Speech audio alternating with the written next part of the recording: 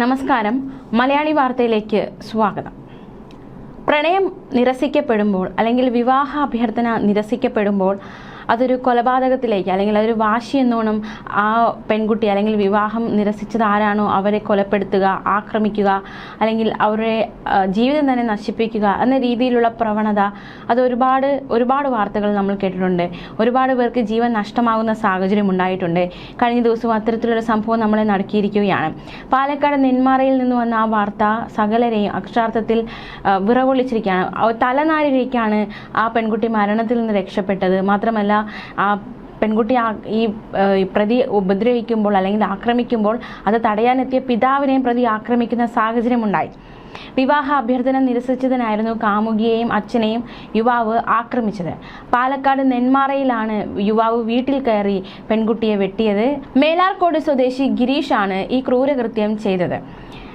ഭാഗ്യത്തിന് വലിയ മുറിവുകളല്ല ഉണ്ടായത്, നിസ്സാരമായ പരിക്കുകളാണ് ഉണ്ടായത്. അതുകൊണ്ട് തന്നെ പരിക്ക് ഗുരുതരമല്ലാത്തത് തന്നെ അവർ ജീവൻ രക്ഷപ്പെടാൻ സാഹചര്യമൊരുക്കി. സ്വകാര്യ ബസ് ജീവനക്കാരനായിരുന്നു ഗിരീഷ്.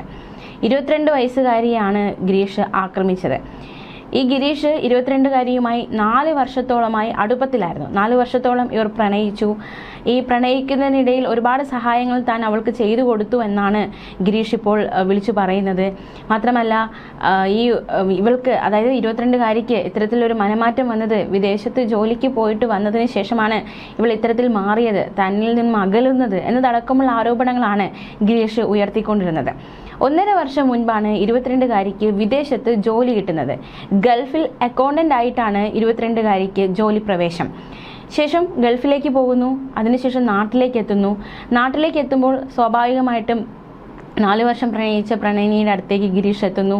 വിവാഹകാര്യത്തെക്കുറിച്ച് സംസാരിക്കുന്നു. പക്ഷേ വിവാഹകാര്യത്തെക്കുറിച്ച് സംസാരിച്ചു തുടങ്ങിയപ്പോഴാണ് ഗിരീഷിന് ആ കാര്യം മനസ്സിലാക്കാൻ സാധിച്ചത്. അതായത് തന്നെ അകറ്റാൻ നോക്കുന്നു, അല്ലെങ്കിൽ ഇത് വിവാഹത്തിലേക്ക് എത്തില്ല, അല്ലെങ്കിൽ ആ പെൺകുട്ടി തന്നിൽ നിന്ന് അകലുന്നു എന്ന് ഗിരീഷിന് മനസ്സിലായത് അപ്പോഴാണ്. പിന്നീട് അതൊരു പ്രതികാര അഗ്നിയായി ഗിരീഷിന്റെ മനസ്സിൽ ആ ഒരു വിഷയം ആളിക്കത്തുകയായിരുന്നു.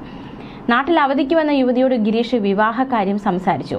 അതിൽ ഈ പെൺകുട്ടി വിവാഹം നിരസിച്ചതിലൊരു പ്രധാന കാരണമായി ഗിരീഷ് പറയുന്നത് ബസ് ഡ്രൈവർ ആയതുകൊണ്ടാണ് തന്നെ ഒഴിവാക്കാൻ ആ പെൺകുട്ടി ശ്രമിച്ചതെന്നാണ്. പെൺകുട്ടിയുടെ ഭാഗം കൂടി കേൾക്കേണ്ടതായിട്ടുണ്ട്, പെൺകുട്ടിക്ക് എന്താണ് പറയാനുള്ളതെന്ന് അറിയേണ്ടതായിട്ടുണ്ട്. എന്തായാലും ഗിരീഷ് പറയുന്നത് അനുസരിച്ചാണെങ്കിൽ താനൊരു ബസ് ഡ്രൈവർ ആയതുകൊണ്ട് വിദേശത്ത് പോയിട്ട് വന്നതിന് ശേഷം അവൾ തന്നെ ഒഴിവാക്കാൻ ശ്രമിക്കുന്നു എന്നാണ് ഗിരീഷ് നൽകിയിരിക്കുന്ന മൊഴി. സത്യാവസ്ഥ പെൺകുട്ടിയുടെ വാക്കുകൾ കൂടി കേട്ടാൽ മാത്രമേ എന്താണ് സത്യം, എന്തുകൊണ്ട് പെൺകുട്ടി ഒഴിവാക്കാൻ നോക്കി എന്ന കാര്യത്തിൽ ഒരു വ്യക്തത വരികയുള്ളൂ. എന്തായാലും ഗിരീഷിന്റെ മൊഴി പ്രകാരം ഇപ്രകാരമാണ് കാര്യങ്ങൾ മനസ്സിലാക്കാൻ സാധിക്കുന്നത്. താൻ ഒരുപാട് സഹായം ചെയ്തു എന്നതടക്കമുള്ള വാദങ്ങൾ ഗിരീഷ് മുന്നോട്ട് വയ്ക്കുന്നുണ്ട്. പ്രണയമായാലും താൻ ഒരുപാട് സഹായം ചെയ്തു എന്ന് പറഞ്ഞാലും ഒരു വ്യക്തിയെ ഉപദ്രവിക്കാൻ അല്ലെങ്കിൽ ആ വ്യക്തിയുടെ ജീവൻ അപഹരിക്കാൻ ശ്രമിക്കുന്നത് തന്നെ അത് എന്ത് തരത്തിലുള്ള പ്രണയമാണ്, അല്ലെങ്കിൽ അത് എന്ത് തരത്തിലുള്ള സഹായമാണ് എന്ന ചോദ്യമൊക്കെ ഇവിടെ ശക്തമാകുന്നുണ്ട്. സഹായം ചെയ്തത് താനാണെന്നും വിദേശത്ത് ജോലി കിട്ടിയതോടെ തന്നെ ഒഴിവാക്കാൻ ശ്രമിച്ചു, അത് തനിക്ക് വൈരാഗ്യമായി എന്നതടക്കമുള്ള കാരണങ്ങളാണ് ഗിരീഷ് പോലീസിന് മുന്നിൽ നിരത്തിയിരിക്കുന്നത്. ഗിരീഷിന്റെ കയ്യിൽ യുവതിയുടെ പേര്, മുഖം എന്നിവ പച്ച കുത്തിയിട്ടുണ്ട് എന്നതാണ് ഏറ്റവും ശ്രദ്ധേയം. അതായത് 4 വർഷത്തെ പ്രണയിനിയെ അത്രത്തോളം ഗിരീഷ് നെഞ്ചിലേറ്റിയിരിക്കുന്നു. അതുകൊണ്ടാണ് സ്വന്തം ശരീരത്തിൽ അവളുടെ പേരും അവളുടെ മുഖവും പച്ച കുത്തിയത്. എന്നിട്ടും അത്രയും സ്നേഹിച്ച് തൻ്റെ ദേഹത്തും അതുപോലെ തന്നെ അവളുടെ മുഖം, അവളുടെ പേരെല്ലാം തൻ്റെ ദേഹത്ത് ആലേഖനം ചെയ്തിട്ടും ഇത്തരത്തിൽ ഒരു അകലുന്നു എന്ന് കണ്ടപ്പോൾ ഉപദ്രവിക്കാൻ തോന്നി എന്നതാണ് ഏറ്റവും അപകടകരമായ അവസ്ഥ. മദ്യലഹരിയിലാണ് ഗിരീഷ് എത്തിയത്. മദ്യലഹരിയിൽ എത്തുന്നു, കിടപ്പുമുറിയിൽ ഉണ്ടായിരുന്ന യുവതിയെ വെട്ടുന്നു. തടയാൻ അച്ഛൻ ഓടിയെത്തുന്നു. അതായത് ഈ മകളെ ആക്രമിക്കുന്നത് കണ്ട് ഭയന്ന് അച്ഛൻ ഓടിയെത്തി മകളെ രക്ഷിക്കാൻ ശ്രമിക്കുന്നതിനിടയിലാണ് അച്ഛനെയും ഗിരീഷ് ആക്രമിച്ചത്. വെട്ടുകത്തി കൊണ്ട് വെട്ടി കൈക്കും മുതുകിനുമാണ് യുവതിക്ക് പരിക്കേറ്റത്.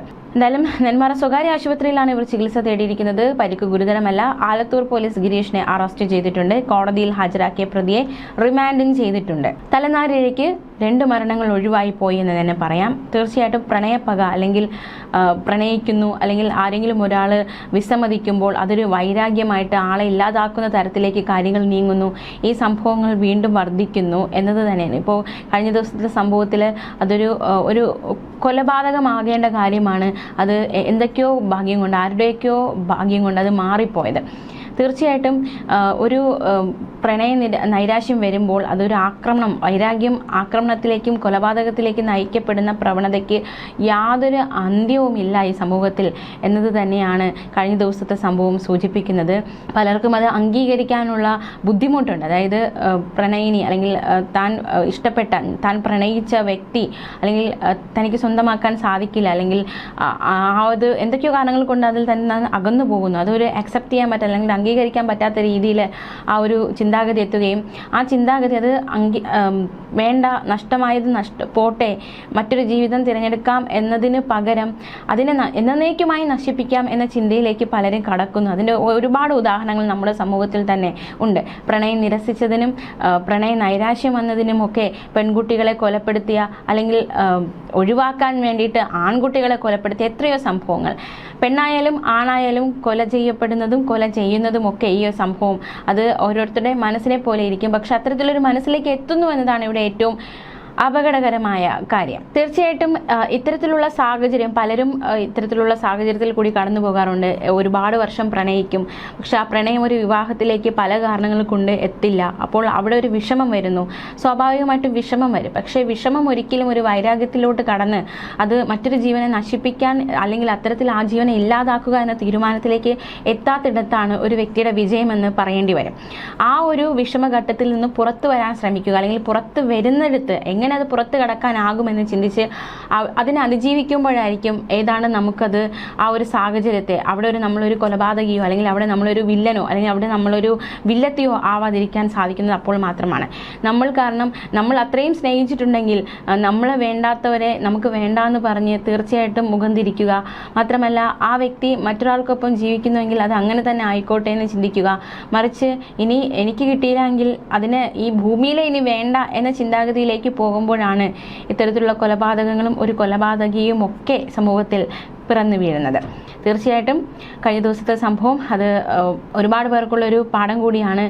ഇങ്ങനത്തെ സംഭവങ്ങളൊന്നും ഉണ്ടാകാതിരിക്കട്ടെ എന്ന് തന്നെയാണ് ആഗ്രഹിക്കുന്നത്. പ്രണയ നൈരാശ്യവും പ്രണയ പകയും ഒന്നും ഉണ്ടാകാതിരിക്കട്ടെ, അത്തരത്തിൽ സംഭവങ്ങളിലേക്കൊന്നും പോകാതിരിക്കട്ടെ. ഒരു വാർത്തയിലേക്ക് കൂടി പോകാം. മറ്റൊരു വാർത്തയാണ്, സ്ത്രീയെ ഭർത്താവ് വെടിവെച്ച് കൊലപ്പെടുത്തിയിരിക്കുകയാണ്. ഗോളിയാറിലാണ് സംഭവം ഉണ്ടായിരിക്കുന്നത്. ഗോളിയാറിലെ രൂപ് സിംഗ് സ്റ്റേഡിയത്തിന് സമീപം 28-കാരിയായ സ്ത്രീയെ ഭർത്താവ് വെടിവെച്ച് കൊലപ്പെടുത്തി. വെള്ളിയാഴ്ച ഉച്ച കഴിഞ്ഞായിരുന്നു കൊലപാതകം. അരവിന്ദ് പരിഹാർ ഭാര്യ നന്ദിനിയെ തടഞ്ഞു നിർത്തി തോക്ക് പുറത്തെടുത്ത് തലയിലേക്ക് വെടിയുതിർക്കുകയായിരുന്നു. ദാമ്പത്യ ജീവിതത്തിലെ പ്രശ്നങ്ങളെ തുടർന്ന് ഇരുവരും വേർപിരിഞ്ഞ് ജീവിക്കുകയായിരുന്നു. എന്തായാലും പ്രതിയെ പോലീസ് കസ്റ്റഡിയിലെടുത്തിട്ടുണ്ട്. പകൽ സമയം ആളുകൾ നോക്കി നിൽക്കെ പൊതുസ്ഥലത്ത് വെച്ചാണ് അരവിന്ദ് ഭാര്യ നന്ദിനിയെ വെടിയുതിർത്ത് കൊലപ്പെടുത്തിയത്. ഇയാളുടെ കയ്യിൽ തോക്കുണ്ടായിരുന്നു. പോലീസ് കണ്ണീർ വാതക ഷെൽ പ്രയോഗിച്ചതോടെയാണ് ഇയാളെ കീഴടക്കാൻ സാധിച്ചത്. സ്റ്റേഷനിലേക്ക് കൊണ്ടുപോകുന്നതിന് മുൻപ് നാട്ടുകാർ കൊലയാളിയെ മർദ്ദിച്ചു. നന്ദിനിയെ ആശുപത്രിയിൽ എത്തിച്ചു, പക്ഷേ ജീവൻ രക്ഷിക്കാൻ സാധിച്ചില്ല. സെപ്റ്റംബർ 9-ാം തീയതി നന്ദിനി SP ഓഫീസിൽ അരവിന്ദിനെതിരെ പരാതി നൽകിയിരുന്നു. തന്നെ വഞ്ചിച്ചു, വിവാഹം കഴിക്കുമ്പോൾ അദ്ദേഹത്തിന് കുട്ടികൾ ഉണ്ടായിരുന്നു എന്നതടക്കമുള്ള കാര്യങ്ങൾ ഉന്നയിച്ചാണ് പരാതി നൽകിയത്. 2024 നവംബറിൽ അരവിന്ദും സുഹൃത്ത് പൂജ പരിഹറും തന്നെ ആക്രമിച്ചതായും ഭീഷണിപ്പെടുത്തിയതായും പരാതിയിൽ വ്യക്തമാക്കിയിരുന്നു. ന്യൂസ് ഡെസ്ക് മലയാളി വാർത്ത.